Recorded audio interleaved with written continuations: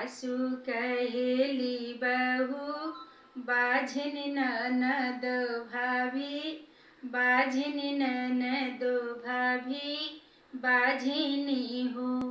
आरे जीनी संगवा बाबा मोरबी, यह कैनी घर से निकल दियले घर से बाहर कैले हो।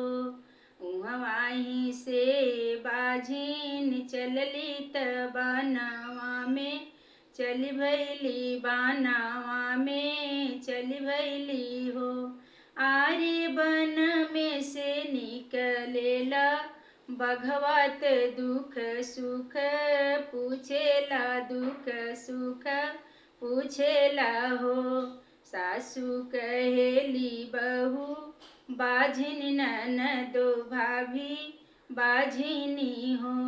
आरे जीनी संगवा बाबा मोरबी, यह कैले घर से बाहर कैले हो। चली जाहू ए बाझिन चल जाहू, घर से निकल जाहू, बनावा से चल जाहू हो। ए बाझिन सुने पहे हमारो घिनिया तऊ हो हैं बाझिनी हो। बन में से निकले हरनवत दुख सुख पूछेला, दुख सुख पूछेला हो।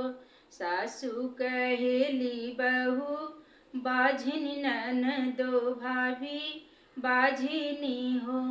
आरे जीनी संगवा बाबा मोरबी, यह कैले घर से बाहर कैले हो। चल जाहू ए बाझिन चल जाहू, बनावा से चल जाहू हो। ए बाझिन सोने पहे हमारो हरनिया तऊ हो हैं बाझिन से हो हैं बाझिन हो। वहीं से बाझिन गैली नैहर वा में गैली ओ सारावा में खड़ भैली हो। घर में से निकले उनके मैयात दुख सुख पूछेली, दुख सुख पूछेली हो। सासू कहेली बहू बाझिन ननदो भाभी बाझिन ननदो भाभी बाझिनी हो। ए आरे जीनी संगवा बाबा मोरबी, बहकैनी घर से बाहर कैले हो। चल जाहू ए बेटी चल जाहू, अपने ससुर घरे अपने ससुर घरे हो। ए बेटी सुने पहे हमारो बहुआ तो हो हैं बाझिन हो हैं बाझिन हो। वहीं से बाझिन चल गईली पीपर तर बैठे, पीपर तर बैठेली हो। आरे पीपर पर से उतरे परमेश्वर, दुख सुख पूछेले, दुख सुख पूछेले हो।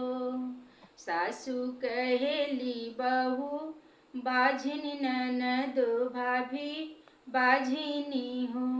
आरे जीनी संगवा बाबा मोरबी, यह कैने घर से बाहर कैले घर से बाहर कैले हो।